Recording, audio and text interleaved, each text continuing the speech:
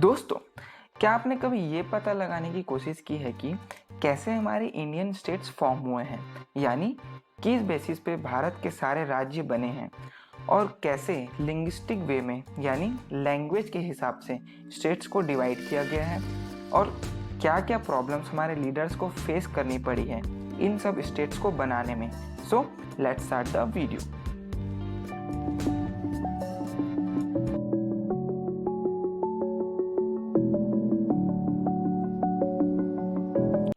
Nineteen 47 से पहले जब भारत देश आज़ाद नहीं हुआ था तब India was divided into British India provinces और प्रिंसली स्टेट्स में।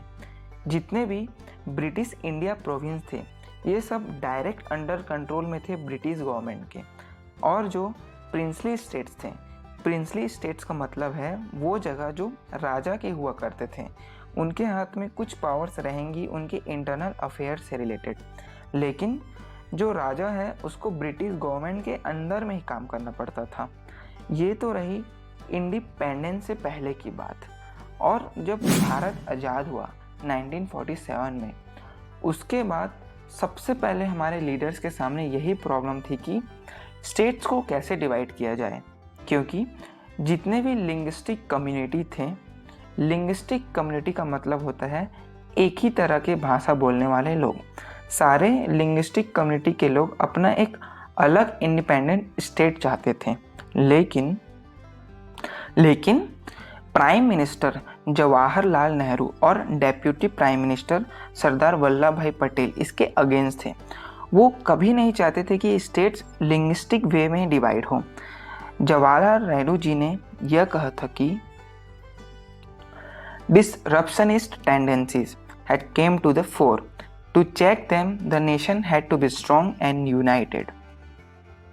और इसके बाद सरदार वल्लभ भाई पटेल जी लिखते हैं कि We are at a momentous stage in the history of India.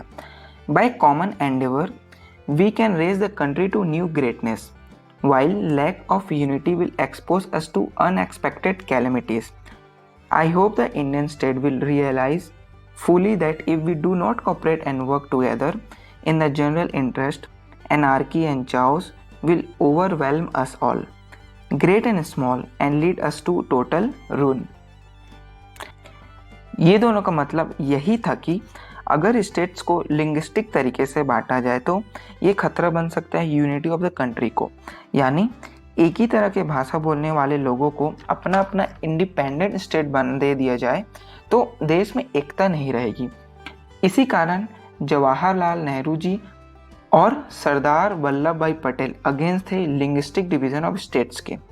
लेकिन प्रॉब्लम तो यहाँ आई जब कुछ तेलुगु स्पीकिंग डिस्ट्रिक्ट के लोगों ने इंडिपेंडेंट स्टेट पाने के लिए बड़ा प्रोटेस्ट चालू कर दिया। पोटी श्रीरामुलु एक वेटरन गांधीयन और कांग्रेस लीडर जिनकी डेथ हो जाती है हंगर स्ट्राइक यानी भूख हड़ताल के कारण, उनका डिमांड यही था कि जो तेलुगु स्पीकर्स हैं उनके लिए एक सेपरेट स्टेट होना चाहिए। और इनकी डेथ के बाद और भी लोग प्रोटेस्ट करने लगे। फिर मजबूरी में सेंट्रल गवर्नमेंट को इनकी डिमांड पूरी करनी पड़ी और इसी तरह आंध्र प्रदेश बना। आंध्र प्रदेश ऐसा स्टेट बनने के बाद बाकी जो लिंग्विस्टिक कम्युनिटीज हैं उन्होंने भी एक सेपरेट स्टेट का डिमांड किया, और यही सबको देखते हुए सेंट्रल गवर्नमेंट ने एक स्टेट रीऑर्गेनाइजेशन कमीशन फॉर्म की, जिनको टास्क दिया गया कि to redraw the boundaries of the state according to different languages. और ये कमीशन ने अपनी रिपोर्ट सबमिट करी 1955 में, और 1956 में स्टेट रीऑर्गेनाइजेशन एक्ट पास हुआ, जिसके तहत 14 स्टेट और 6 यूनियन टेरिटरीज बनाई गई। नॉर्थ इंडिया के हिंदी स्पीकिंग रीजन को डिफरेंट स्टेट्स में डिवाइड किया गया। बॉम्बे जैसे बाईलैंग्वेज स्टेट को डिवाइड किया गया सेपरेट स्टेट में। मराठी स्पीकर्स के लिए महाराष्ट्र बनाया गया, गुजराती स्पीकर्स के लिए गुजरात बनाया गया। और इसी तरह पंजाब को भी डिवाइड किया गया 2 स्टेट्स में। पंजाबी स्पीकर्स जो मोस्टली सिख्स थे उनको पंजाब दिया गया, और बाकी जो हरियाणवी बोलते थे, हरियाणवी एक वर्जन ऑफ हिंदी है, उनके लिए भी हरियाणा स्टेट बनाया गया। और इसी तरह धीरे धीरे करके हमारे इंडिया की सारी स्टेट्स फॉर्म हुई।